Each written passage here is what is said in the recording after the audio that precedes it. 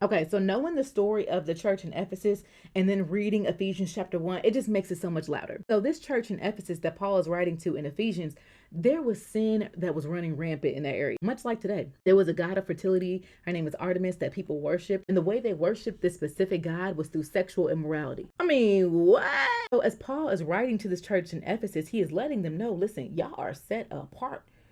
Y'all ain't like the rest of them people think. For today's 60-second-ish Bible study, we're looking at Ephesians chapter 1, and I strongly recommend reading it to yourself because Uncle Paul, baby, he just gets you all in your feels. But this is what I think is so dope about Apostle Paul is the way that he speaks. So in Ephesians chapter 1, he said, this letter is from Paul, chosen by the will of God to be an apostle for Jesus Christ. Let's break that down for just a hot second. Paul's letting you know it ain't his doing, it's in God's will. But it's not just in God's will. He said he was chosen, he was selected. He didn't go to seminary school for that. He said he didn't sign up for a 60-day course. He didn't purchase it online. He was chosen to be an apostle. An apostle literally means someone of high authority with a certain mission. Listen, he on assignment. He says, I am writing to God's holy people of Ephesus. Other versions say saint. What I think is super dope is nowadays when we hear the word saint, people think that automatically means just a good person. Oh, she is saint. Oh, he is saint. But the biblical meaning of saint and holy people literally just means God's chosen, God's kiddos.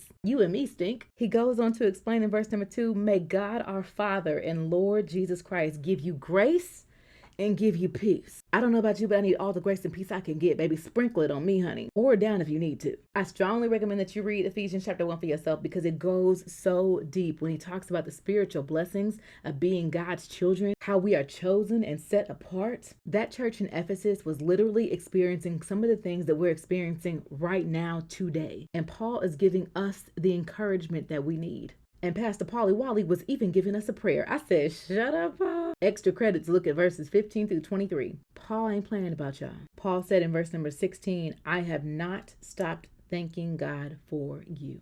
And that is amazing. Read it today. Love you. Bye.